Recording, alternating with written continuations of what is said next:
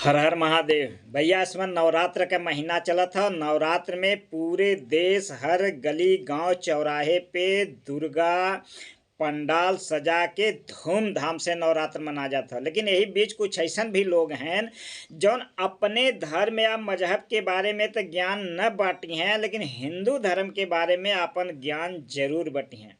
तो ऐसने लोग के हम जवाब देवल चाहते जो कि मूर्ति पूजा पे सवाल खड़ा करत था। तो भैया पहला चीज तो ये सुन ले कि पूरी संसार में वर्तमान समय के बात कर ले तो पूरी संसार में संसार मूर्ति पूजा करे वालन से नहीं परेशान हो।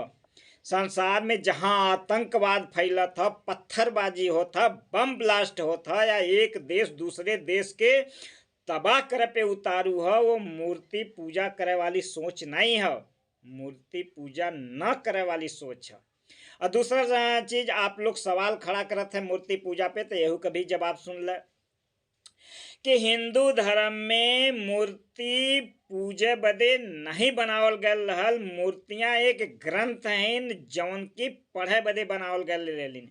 जब धरती पे कागज का आविष्कार नहीं रहल तब स्कूलन में गुरुकुलन में मूर्ति के माध्यम से ही विद्या का आदान प्रदान होत रहा। जैसे इसमें नवरात्र में दुर्गा प्रतिमा हर जगह स्थापित होता, दुर्गा के 8 हाथ दिखावल गए। तो भैया आप जरा भी दिमाग लगावा कि कोई महिला के का 8 हाथ हो सकेला। और दूसरा शेर पे सवारी दिखा गल, का कोई महिला या कोई व्यक्ति शेर पे बैठ के कहीं आ जा सकेला? शेर सवारी करे के संसाधन है। अरे घोड़ा दिखाया जाए तो माने वाली बात रहल। तो ये से कहल चाहत है कि जो दुर्गा के 8 हाथ देखा गल, 8 हाथ में हथियार देखा गल, शेर का सवारी देखा गल, असुरन का नाश करत के देखा गल, ये सब सांकेतिक चिन्ह हैं। और नवरात्रि का अर्थ का होला? जैसे महापुरुषन के लिए मरण दिन और जन्मदिन के लिए दिन का इस्तेमाल होला, लेकिन कुछ हिंदुओं में रात्रि का लगला। जैसे शिवरात्रि, शिवलिंग देखे हो बे, ये काला शिवलिंग। शिवरात्रि, रात्रि मतलब बोला अंधकार। जब जीवन में रोग शोक दुख और अशांति रूपी अंधकार हो जाला तो एक मिटाओ बदे आध्यात्म में प्रवेश करे के पड़ा जाला। ये मूर्ति के माध्यम से हमें एक ज्ञान दिहल जाला। और दुर्गा में नवरात्रि ये लिए मनाल जाला कि शरीर में 9 द्वार बाहर खुलला, 2 कान, 2 नाक, मुंह, 2 नीचे मल मूत्र कुल मिलेबा तो शरीर में 9 द्वार बाहर खुलला और 9 ही द्वार शरीर के अंदर खुलला जब हम आध्यात्म में प्रवेश करीला। तो ये सब सांकेतिक चिन्ह हैं। और दूसरा दुर्गा के 8 हाथ, 8 शक्ति। जब इंसान अंदर प्रवेश करी तो अपने अष्ट शक्ति के जागृत करी, तब वो असुरन के विनाश करी। और सिंह पे सवारी वीरता का प्रतीक है शेर। ये कोई दुर्गा महिला नहीं है जो उन्हें का मूर्ति बनागल हम ओके पूजा शुरू कर दे। ये जीवन के आध्यात्मिक रहस्य का एक सांकेतिक चिन्ह है।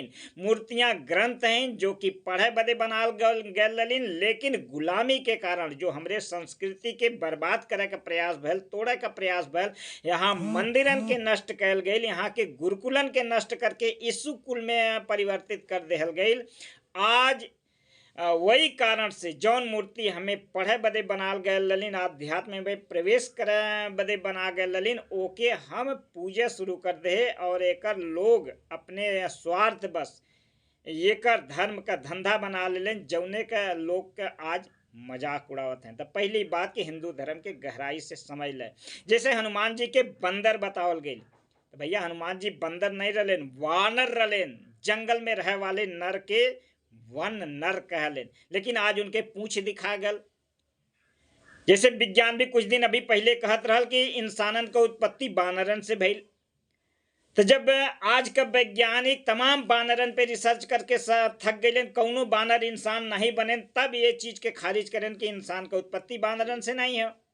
ऐसे ही कुछ लोग हनुमान जी के जो समय लिखल उसमें दूसरे भाषा में लिखल गया या सांकेतिक रूप से लिखल गया, लेकिन समझे में जाने में फर्क आ गई और बन नर के बन में रहे वाले नर के बंदर समझ ले लें, उनके पूंछ दिखा गए। जबकि हनुमान जी के पूर्वजन के जितनी महिला हैं उनके पूंछ नहीं दिखा गल। तो ऐसा कोई धरती पे बंदर नहीं है जौने के चारों वेदों का ज्ञाता हो, जौन इंसान के रूप में बात करत हो, इंसानी हरकत करत हो, दो पैर से चलत हो। ये हनुमान जी के लिखा गई, लेकिन ये कहे सुने में फर्क रहे, समझे में फर्क रहे, ये लिए हमारे देवी देवतन के साथ घोर मजाक भला और वही मजाक आज चल आवत था। तो पहले ठीक ढंग से जाना, ये जो मूर्तियां हैं भैया पूजा के लिए नहीं हैं, बल्कि पढ़े बदे हैं, आध्यात्म में प्रवेश करे बदे हैं।